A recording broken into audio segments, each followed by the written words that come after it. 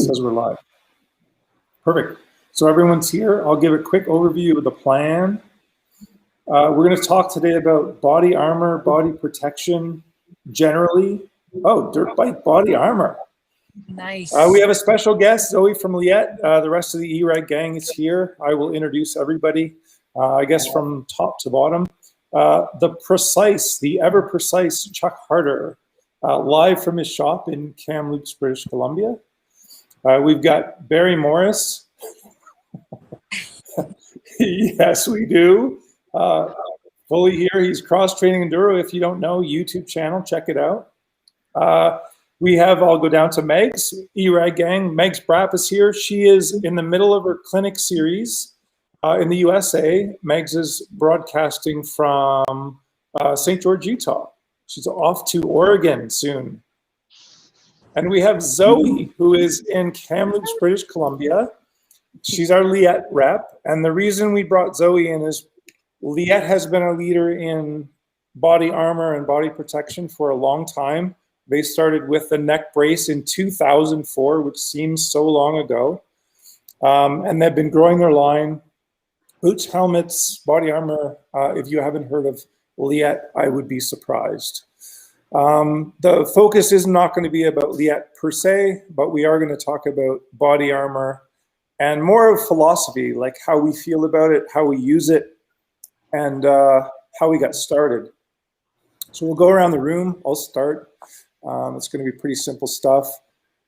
I started with a pair of gloves, a pair of work boots, and I did not want to wear a helmet. I was so anti-helmet because all the cool guys, all my uncles did not wear helmets in the 70s and the 80s.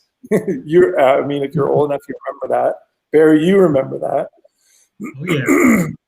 And so I didn't want to wear a helmet, but they forced me to wear a helmet. So I have a million pictures of myself in an open face or a snowmobile helmet with no visor, with all the little snaps across the top, and it's like sparkly purple. So it was like I wear a pair of shorts, a pair of work boots, sometimes one glove because I had blisters on my thumb, and then this crazy oversized adult snowmobile helmet that I never even tied the strap. I wore it because I hated my mother for making me wear it. So what happened, that was me as a kid during that era. I re-entry rider when I was 32. I bought a pair of boots and a helmet. And then as I crashed more and I got hurt more and more and more, now I wear, 20 years later, helmet, upper body armor. I wear knee braces and a pair of good high-end motocross boots. So the full shebang. The only thing I'm not wearing is a neck brace, but that's another conversation. And we'll just go around the room. Chuck Harder, tell us about when you started, how you started, and what you're wearing and what you wear now. Well, I think we probably started very similar. So I had a three-wheeler before I had a dirt bike, and my parents insisted that we wore some kind of a helmet, but all the helmets we had were bicycle helmets. My brother and I saved up, I think we bought our first motorcycle helmets for like $60 or something. They were like an open face, I think mine was black and his was red, but yeah, with 3 snaps for the little visor. And we had like these plastic shields that we could put on them. Then we wore them if it was like really muddy out. And then when I got a dirt bike, I would wear that. But soon after that, for some reason, I had like really long hair. And as I grew, I outgrew the helmet. So and at that point, my parents couldn't tell me what to do anymore. So I just threw it in the corner and I rode without a helmet. And I rode in running shoes and shorts, and sometimes I wore a shirt. And what decade is this? Just so we have some context. At that point I would have been like 15. That was that's 20 years ago. So like 2000, 2001, yeah. 2002. It's crazy to be wearing no helmet in 2000. Yeah. Yeah, and I remember justifying it one time so we were riding in a field, and there was like bee boxes all over the place. So like, you know, farmers have bees, right? And I was riding with two of my buddies, and both of them got bees stuck in their helmet, and I didn't because I wasn't wearing a helmet. Safety first. Excellent. Yeah, safety first. All right. I came out unscathed because I wasn't wearing a helmet. No. Cool. So what do you wear now? Oh, now it's like full. I don't wear knee braces, but I wear knee pads. And other than that, so I don't wear a neck brace. So I do have a Leatt chest protector and a Leatt helmet, but no, I did buy a neck brace at one point, but and it was probably about 6 or 7 years ago, and I only wore it for about 20 minutes because like standing up, like in default body position, I couldn't see because it didn't allow me to tilt my head back far enough, and I couldn't see the trail. I put my visor all the way up, but I could only see like 20 feet ahead of me. So I was like, this is totally unsafe. So I sold it immediately. And so other than that, the only thing I don't wear is I don't have elbow pads. I haven't found any yet that don't drive me nuts. So like I just can't deal with like the physical discomfort for me is I haven't found any yet that I'm able to endure. But other than that, like I wear, so a chest protector, knee pads, boots, and, you know, gloves, goggles, helmet. I try to keep my goggles on, although oftentimes they end up, you know, dangling around my neck or something. I've seen you ride and you look very snappy these days. Very matchy and together. It depends. Mostly on the laundry schedule. So like, it depends on what's going on upstairs. Gotcha. Cool. Let's go to Mr. Barry Morris in Brisbane, Australia. Tell us about your background of what you wore as a kid, and then sort of how it evolved and what you're wearing now, and why. No worries. Well, first of all, I wanted to say thanks for the comments from the audience about being COVID safe. Nobody else is doing it in Australia. We're COVID responsible. I started riding 50 years ago on a tiny little Honda 50. Our riding gear back then were thongs. What do you call your slip-flops? Flip-flops? Thongs for your feet? Yeah. And just shorts and a T-shirt. If we were going really hardcore, gardening gloves and those rubber gardening boots. Do you call them galoshes or Wellingtons? Yeah, rubber boots.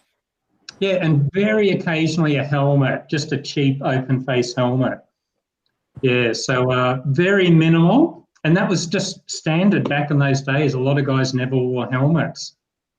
And but what decade are we talking? Is that like 60s, 70s? What decade? That was early 70s. Right. Yep, so sort of back in the Paleolithic era, dirt bike-wise, I think. And nowadays, of course, it's the best knee braces possible, best boots possible, fairly good helmet. I haven't really spent a lot of money on that. And as you can see, if it's not too hot, a chest plate. All right, let's go to Megs Braap in Utah. And Megs, tell us about what you wore when you first started and why, and then what you're wearing now and why. Okay, so I guess when I first started, I had a helmet and I had gloves and a jersey. The jersey was a must because you had to look cool. But so when I bought my bike, they gave you a little allotment like built into the loan to get some gear.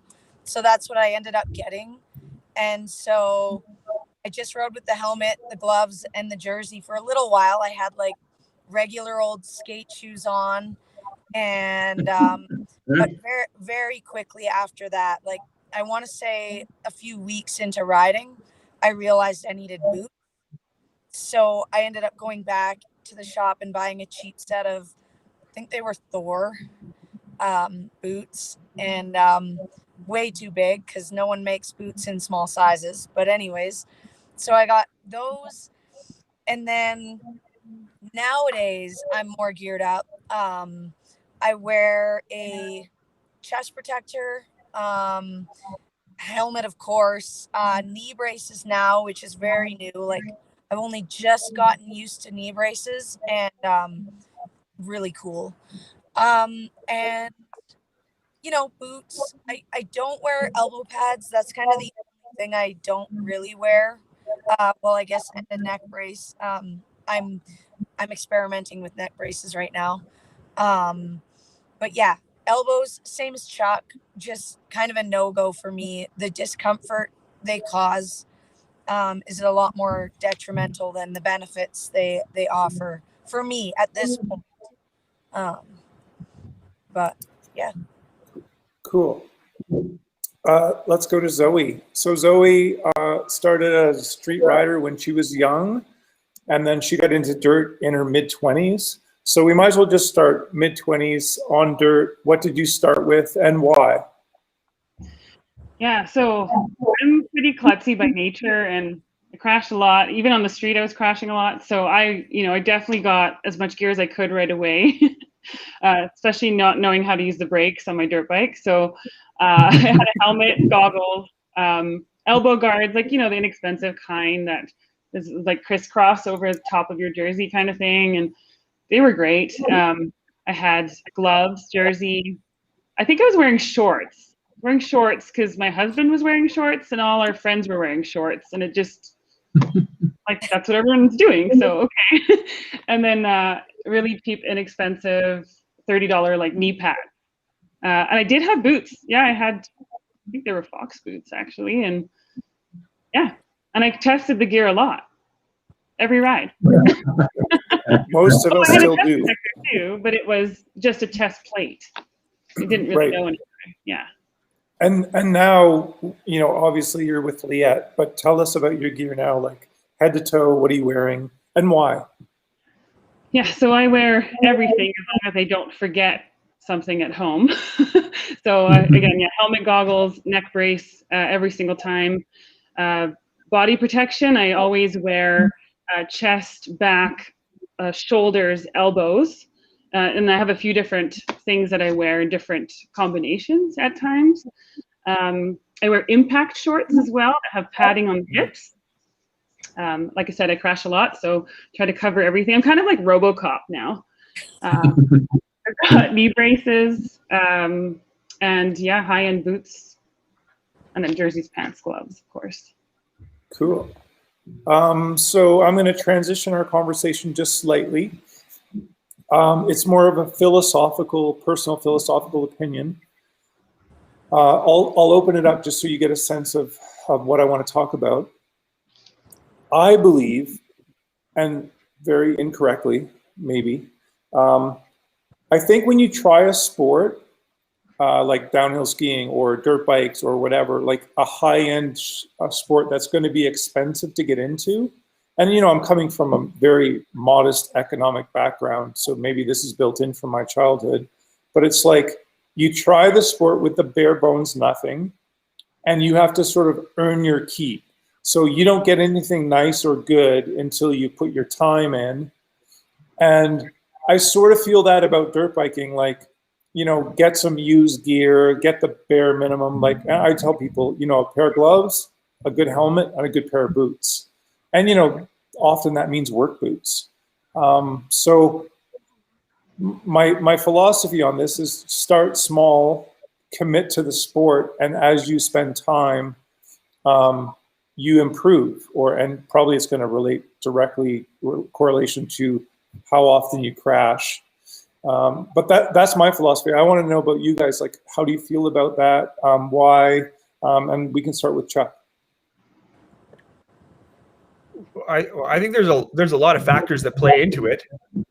Like how much money you have to spend to get into the sport is a huge one. Also, your age and responsibilities play a lot into it. I mean, for me, I'm well aware and somewhat comfortable with the idea of crashing. And, if I break my leg, I'm not going to have a whole lot of fun, for a couple of months doing what I do. But it's a reality, and it's the way that, like, it's important to me. Dirt bike riding is important to me, not just because it's fun, but also like it's my way of maintaining my fitness. And I think there's a lot of value to that. So there's like a certain amount of risk that's just, accepted. And that's going to vary depending on, your economic situation, your age, your position, your job, so I think you just have to, everybody's got to kind of make a decision based on the factors that influence their lives.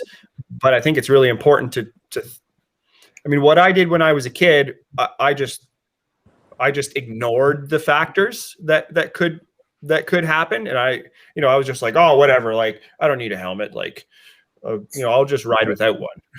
I don't want to cut my hair, so I'm not going to wear a helmet. And that's ignorant and stupid. I think quite objectively. But I think there's a lot of factors that go into it, and you could come out with different results.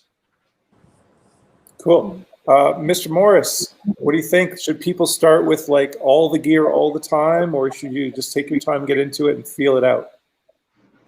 I agree with Chuck that there are so many factors involved. Obviously, the safest thing is kit yourself out as much as possible. But it does depend on, for example, hot weather. That's a huge problem for much of Australia. You could actually be at risk of heat exhaustion and heat stroke if you kit yourself out fully. How aggressively will you be riding? Chuck, you mentioned budget. That's a really interesting one, because so many people go, oh, fuck off, it's going to cost $3,000 to kit myself out. But of course, you can buy used gear, still in really good condition. But a lot of people just think, no, I got to buy the best, and they want to bankrupt themselves doing it. So I do think that most people do have the option to kit themselves out, but you have to look at so many factors: riding style, temperature, how hard are you going to go at it? What sort of job do you have? Do you have insurance if you injure yourself badly? Yeah, the insurance comment's a really good one, because, we're sort of representing all over the world. Canada, we've got tons of US people that follow us. We're very familiar in Canada about, American medical care versus Canadian, and then now Australian is sort of in the middle. So, yeah, that's a really good factor is, what does your health cost you? Yeah, exactly. Cool. Well, thanks for the comment. Megs, what do you think? All the gear, or do it as you go? So I think experience level kind of has a big part in that. Like, usually when you see people that aren't geared up properly, they just genuinely don't know. They're very new to the sport. That was my thing, right? I genuinely had no idea how important boots were. Like, I was riding around in skate shoes with my ankles exposed, just because I didn't know. So I guess when you first get into it, it takes a little bit to kind of understand really how dangerous it can be and which body parts are like need to protect. At least that's how I saw it. And then on the other end of it, though, as you gain more experience, I think you can decide which pieces are, you can take them off and when. I don't want my full chest protector if I'm going to be teaching a clinic, because like Barry was mentioning, it is quite a bit hotter when you have a chest protector on. And if I'm doing something very not so dangerous, I won't wear certain pieces of gear. But I don't know. A lot of people don't have my view on not wearing certain pieces of gear. But if I know I'm going to go ride something gnarly, I'm going to wear my chest protector with the back protection. And I'm going to wear now my knee braces, which lately, before I switched to knee braces, I had the little knee pads on.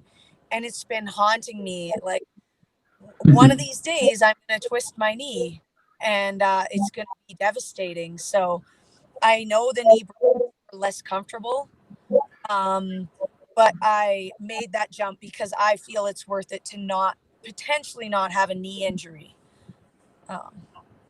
Yeah, makes perfect sense. Zoe, what about you? What do you think? I mean, Zoe works for Leatt, so she's got a different opinion. Well, I'm Miss Safety, you know. And I crashed a lot, and I know what it's like to get hurt, and I don't want to go through it again. It's mentally really difficult, and I'm going to do everything I can to avoid it now. But you know, I understand that when you're starting out, you don't necessarily know what you need. You are going to crash more usually when you're starting. I guess that depends how hard you get into it and all that later. But so I definitely recommend getting yourself fully covered right when you're starting.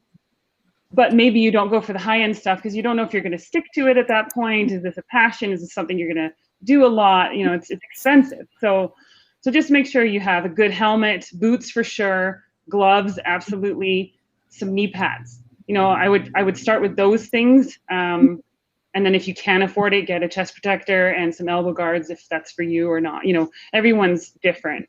If you're uncomfortable in your gear, it's worse. You know, you have to wear things that are comfortable. Otherwise, it's going to be more dangerous too. So there's a few ways to look at it.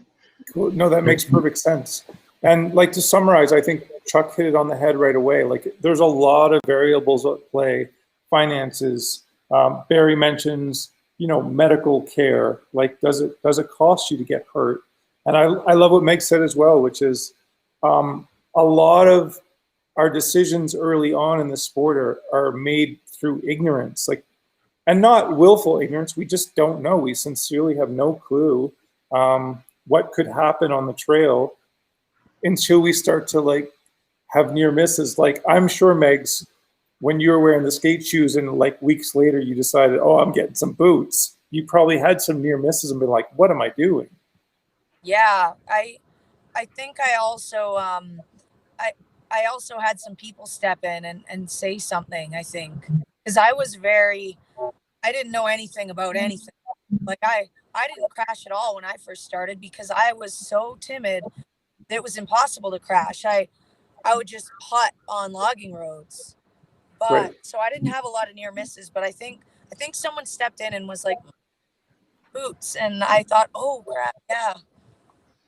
Yeah, I think it's I'm a big believer in mentorship for life in general, but I think that mentorship in this sport is super important because the barrier to entry is so high and you're so ignorant coming into this. Oh, there's Chuck's feet.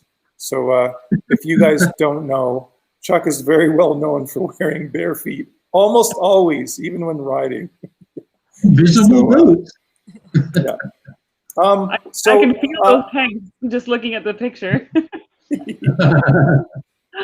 Yeah, he's a regular pedicure type guy. Barry gives him pedicures regularly.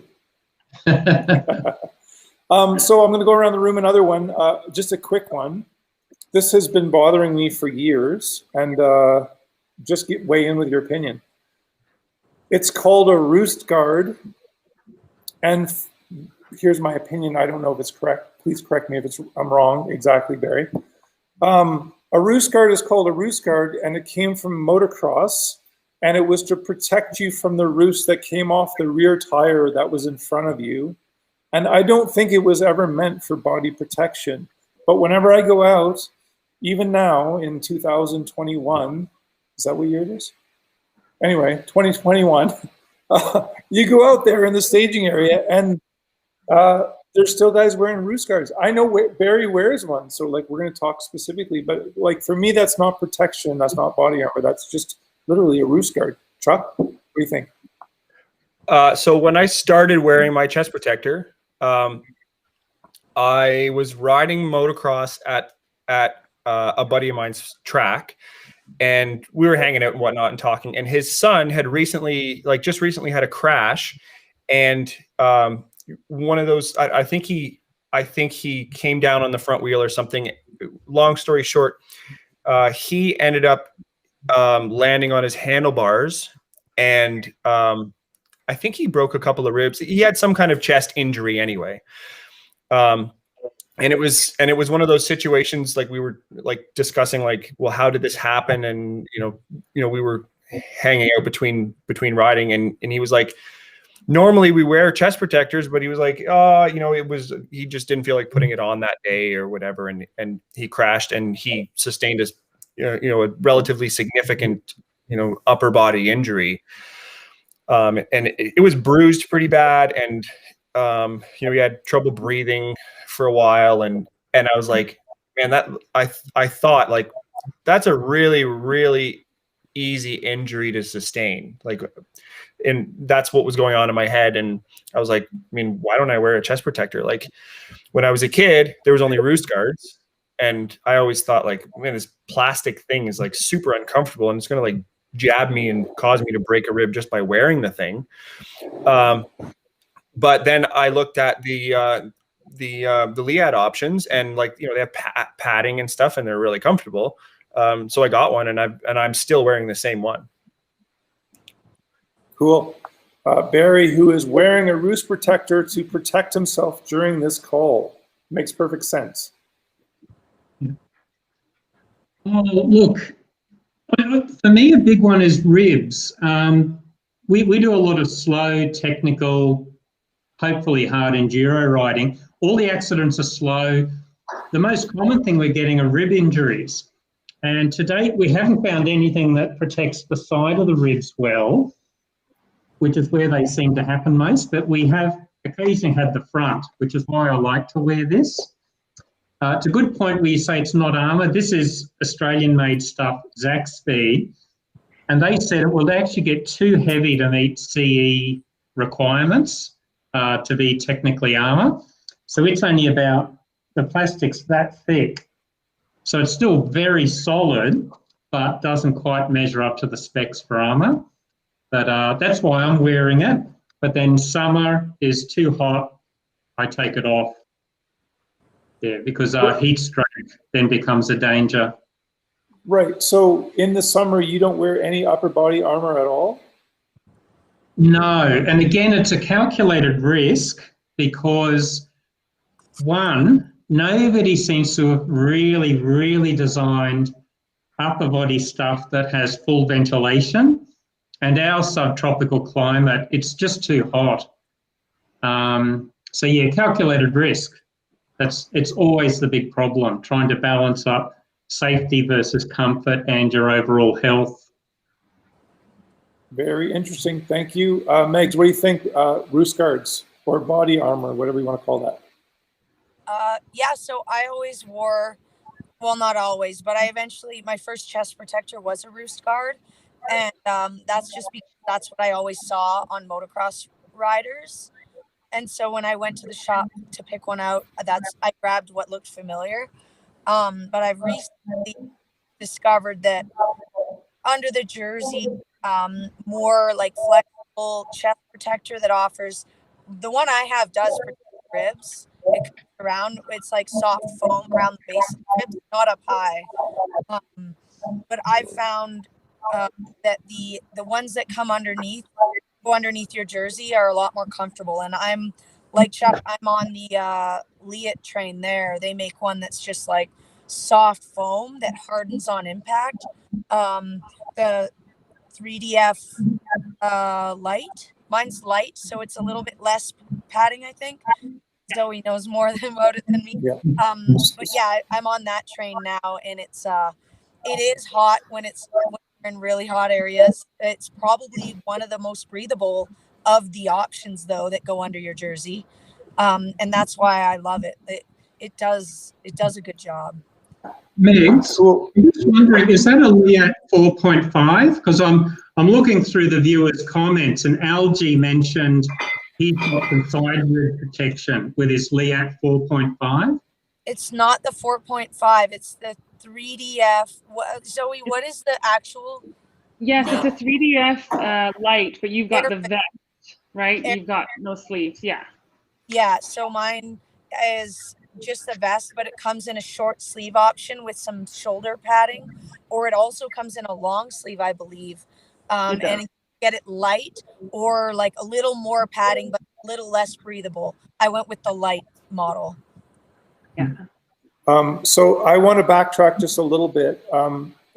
This is a coincidence that we're all wearing Leatt, like literally a coincidence. We're not sponsored by Leatt, although it may seem like we are. Chuck, which one are you wearing? Your hard armor. I think Chuck likes the hard one. This one. Right. 5.5. Yeah. Right. So when I was looking through the catalog, when I bought this, like I know back then there was a bunch of different options. So this one doesn't have any shoulder stuff, and it doesn't have elbow stuff. Actually, on the weekend, on Sunday when I was riding, we were talking about this exact thing. So like one of the guys had, I think it was the Fox. Fox makes a similar version to this with the shoulder things, and they're like these little triangle things, and the triangle shoulder things were spinning around and jabbing him in the neck. And that's yeah. Not my fault. Sorry, and then one of the other guys was like, "Oh yeah, I have the same chest protector." He was like, "Look, I have the same one. I cut those off immediately." And so, and I was concerned about that when I bought this. So I didn't buy it with the shoulder things or the elbow things. And I think there's different options for the rib protection too, right? I mean, they don't go all the way around, but there's something there. You do, yeah. And this thing, I bought it early in my apprenticeship, so it's like this thing's at least 7 years old, and the only thing that's breaking down on it is these things are all stretchy and they're like wore out. But man, it's I don't really notice when it's hot out. I wear it when it's hot, or when it's cold. I don't really notice any difference. Or maybe that's just a me thing. I don't know. I had the same one as you, Charles. It was given to me in 2005. No, I can't remember. Woods Runners. Anyway, Barry, I don't know if you remember that. I wore a black version of that 5.5, and it drove me absolutely bananas. I thought it was too bulky. And I had a backpack at the time, and it really hooked and dragged, and I just was uncomfortable. And then Megs got me onto the soft one, because I didn't even know that existed. Megs wears this short sleeve version of a soft underneath her jersey, because I didn't think you wore armor, Megs. I just thought you were nuts. Oh. But no, I still do. But so now I know you're nuts everywhere. The way that I got introduced to that thing is that I was at VMS, and I think I was complaining like I couldn't find a chest protector that was comfortable. And Zoe, I think you were there. Yeah, I walked in, yeah. We both lived in Kelowna, and she was just there. I'm pretty sure you were shopping or just hanging out or something. And you're like, I was their rep. So I was working. Okay, cool. Yeah, but you showed me, and I was like, yeah, we're gonna try this. Actually, Dylan, while you're talking about soft armor, I should point out that one of our viewers, Adam Butler, says you can grow your own padding.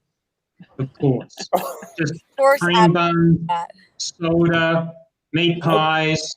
It is an option. I've been desperately trying to not grow my own armor. Same here. Yeah, so I got mine from Megs, and then I switched to the long sleeve version. I was going to ask Zoe, like, I can't remember, but I think the long sleeve one has elbow pads built in. Absolutely. And they're soft ones. So, when you said, Charles, that you didn't wear elbow pads, I couldn't remember if I did or I didn't. But I do, only because they're in the suit. So I put this thing on and they have elbow pads, but I don't even notice because they're really soft. So anyway. I've thought about switching to the soft one. I haven't tried one on, but I don't know. I have this weird thing where I don't like things touching my arms. So I would definitely go with the short sleeve one. And I have some bone that's floating around in this elbow already. And Chuck, I'm sure we can help you. Well, this one is this one has served me super well. Now, Infidel Matt the other day was saying, he was saying that I'm not a worthy candidate. I'm like, my opinion on gear doesn't matter because I'm like, I never break anything. So I mean, I don't know. It's just because I have long legs. So Yeah. Zoe, just tie this in. We all suspect we know what your answer is going to be, but like, what do you think of like a chest protector / roost guard? Like, how is that viewed in the industry? Well, so it's a valid thing. Like, there's demand for that, and that's fine. But I think what happens is the shops don't always have time to explain to the consumer what the differences are. So I always ask a customer when they walk in, are you looking for roost protection or impact protection? Those are two different things. And, we created the neck brace, but the next thing we did was chest protection. And we have 17 options of hard protectors and 12 soft protectors. And so when somebody looks at that spread, they're kind of like, whoa, like that's a lot. I don't know how to figure out what I need. Well, we just introduced these little radar charts that will tell you what each one covers. So if you want flank protection, it will tell you it has flank protection. So the biggest difference, so the roost guard is good because it's still going to give you a level of protection. But if you're being slammed against the ground or your bike's hitting you once you've crashed in the chest or the back, or that's not going to give you any cushion for impact. And so we actually have stringent tests for that. So a roost guard would just be regular CE approved, whereas there's CE approval level 1 on the chest and then level 1 on the back. And then we also have level 2 on the front and level 2 on the back, but they're tested separately. So level 1 has like an average accepted force transmission on the chest of 18 kilonewtons after a 50 joule impact. So there's science behind it. And it's the same similar for the back at level 2. It's a bit higher for the back, sorry. And level 1 on the front, sorry, I'm all over the place. Level 2 on the back is 100% safer than level 1 on the back. So there's a huge difference. But as you rise in impact protection, you rise in weight and in heat. So it's always a trade-off. Like, what's more important to you? And that's why we have over 30 options, because everybody's different. Right. I have a question while we're talking. Barry brought it up, and it's always the riders around me have always been breaking their ribs on the side. And a lot of people say it's because you fall on your elbow and your elbow assists the break of the bone on the rib. And I'm wondering, like, what's your guys' take on rib protection? Do you have any? How important is it? Like, all that stuff. Oh, am I lost? No, you're there. Am I back? Yes, you're here. Oh, okay. One or for Zoe? Oh, it's this is my Elon Musk. Okay, everyone in the eRag gang knows about Elon Musk. Anyway, so Zoe, what I was going to say is, Barry brought it up. What's your take on rib protection? Because I would love to have side rib protection all the time, just because it seems like a really common injury when you're riding off road. But what's Leatt's take on rib protection? Et cetera, et cetera. We offer it. It's not on everything because not everybody wants it, but we offer it. And it's every time say I ask someone who's wearing one of our products with rib protection, they always come back ranting and raving about it. And I would absolutely say that, like, for me, it's never gotten in the way. It's never been a problem. I run hot anyway, and it's still not a problem. I don't ride when it's 40 out. I just don't, because I'd rather be protected than ride in the heat and not have my gear on. But rib protection is really important. Yeah. Cool. Okay. So one last question. We're like 45 minutes in. We only have an hour, so we have 15 minutes left. It's basically, we're going to open the floor to Zoe. You guys can ask her questions, but I'm going to ask her the first question, sort of, because this has been on my mind for a long time. I go on a website, and I'll just say Leatt because it's Leatt and you're the rep. So I see this piece of armor online and I'm like, man, I wonder all the time, like, how did that get developed? How did it get there? Who designed it? Who decided on all the like features and how big it was going to be? Like, how does that process occur? And then how do those versions get updated like every year? Like, it's like, how do you guys get feedback, and from who? Well, Leatt is a brand that came out of South Africa. Dr. Chris Leatt invented the neck brace. And then, you know, after a while, we realized that we needed to go into body protection to work with the neck brace, because a lot of other brands of body protectors didn't really work properly with our neck braces. So we delved into that next, and we have biomedical engineers on staff. You know, there's a couple of them that have been with the company since the beginning, and we have quite a few. And we have our own lab in South Africa, in Cape Town, where we have all the rigs set up that push and pull and slam and different kinds of angles of blocks to hit and just all kinds of things. So we know exactly what happens right away as soon as we want to know. We've got sensors on everything. Like, we actually have a pendulum body, basically, that has more than 50 sensors in it that can tell any kind of impact or hit from the side, from the front, from the top. You know, we can tell you everything numbers-wise, scientifically. And actually, most of that stuff we publish right on Leatt.com. So if you say you're looking at that 4.5 chest protector and you want to know what the white papers are, you just scroll down and go to more information, and it tells you everything we did to it. You know, for helmets for DOT, we actually show the freezer we froze it in, the oven we cooked it in, you know, all of the different tests it goes through. And it's a bit boring, but it's also kind of interesting. And we're one of the only companies that publishes that information.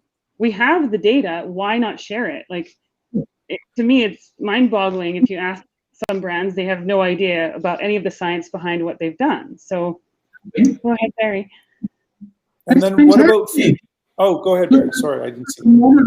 I think a lot of us are real geeks when it comes to this sort of thing. And the last time I checked on the Leatt site, all I could see was the white paper for the neck brace. So is this a fairly recent addition? It depends when you looked. We actually launched a new website in October where it's completely refurbished, and half of that stuff is still missing. So we're putting it back on slowly, but it's quite a process. So well done. Nobody else is doing that. That's really good to see. We want to see evidence, how it was tested. Yes, exactly. And this is what we keep saying, is just go do the research. We provide our test results. And Zoe, what was I going to say? Oh, how do you guys get your feedback? Like, do you get it off Facebook pages or forums, or do you guys have pro riders that give you feedback? Well, we have all kinds of different avenues. So we have the Supercross team, who is really hard on things. So we get a lot of feedback from them. Not so much on chest protection, because only a couple of them wear a roost guard. None of them are really wearing impact protectors. That's really a motocross thing. I have to say, definitely Facebook, Instagram, we get messages, and we take each message very seriously. So if they have a serious question, we'll always answer in depth. We also, our biomedical engineers are all riders, you know, so a lot of them test their own products. Over the winter, they sent me some new stuff to test, so I got to test some things myself and give my own feedback. So we get it kind of from all over the place, but usually riders. Right. And are those biomedical engineers, are they like the people that decide on how the product gets designed? Like, are they doing it themselves, or are they just telling a designer like, hey, change this, change that? No, we have a team of biomedical engineers that work together. I think one or two they must have some design background as well, because they do it themselves. So like our knee braces, chest protectors, neck braces, impact protection, those all are designed by them in South Africa. And then we have different product designers for different parts of the line otherwise, but the safety stuff is all designed in South Africa with these guys. Cool. Yeah. I'll open the floor for Zoe to take questions. I'm sure that you guys have been wondering about weird things about protection. Does anyone else have questions? and a lot of people ask. Barry Morris, shame on you. My big question has been answered already, because I was really interested in the testing and looking for an evidence-based approach to body armour. I mean, I'm a bit of a geek, and I know so many dirt riders are, particularly as you get to 40 years of age and over. Somehow the inner geek comes out, and we want to know what are the actual statistics behind getting injured? Not just, well, my brother scratched his elbow and now it floats, so damn, I better get an elbow guard.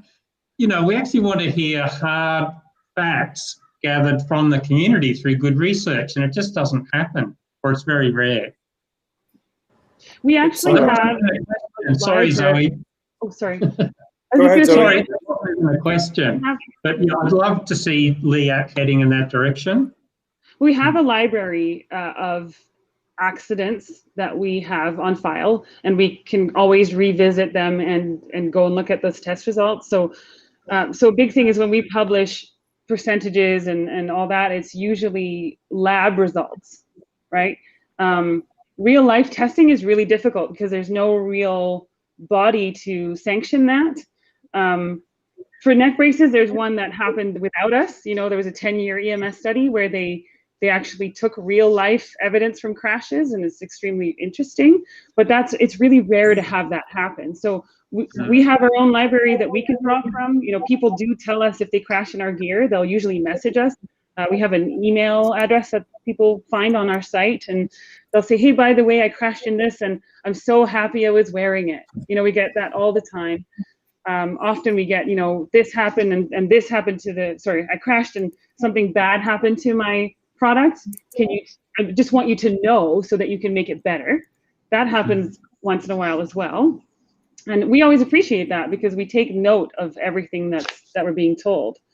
And because we do our own research and development, we are able to react really quickly because we don't have to rely on sending it to another place to do the testing where you wait in line for your turn. You know, we can do it all live pretty much. Yeah. Cool. Infidel Matt, if he's watching, he's one of the eRag gang. He told me, we had a conversation once, and he just mentioned that, you know, trying to control the variables of a real world crash is almost impossible. So we're left with lab results as probably the best thing we could do, or anecdotal evidence or stories, which, you know, we take them for what they will because everyone has one. We did a series of neck brace stuff on the YouTube channel, as did Barry. Man, there's endless amounts of stories on that in the comment section, and it's hard to know which way is up or down. So, you know, take it for what you will. That said, I'm going to wrap it up. We're getting close to our hour. Zoe, thank you so much for joining the eRag gang on the show. We had lots of fun. Our plan, if you're listening, is we're going to have a neck brace conversation. That's sort of how we got to know Zoe. We've been interested in neck braces. We have some neck brace videos on our YouTube channels. Barry has some. I have some. eRag, you know, lots of conversation internally about neck braces. It all comes down to fitment. So Zoe has graciously offered to do an online video fitment hour or two with us. We're going to bring in a human dummy to try everything on. And we're going to have some helmets here and some neck braces. And we will announce that in the future. So thanks again for everyone for showing up. And we're looking forward to getting together again and having some more fun. Thanks for having me. No problem, no problem. We'll do it again. Thanks, everyone. We'll talk soon. Oh, quick, cut it.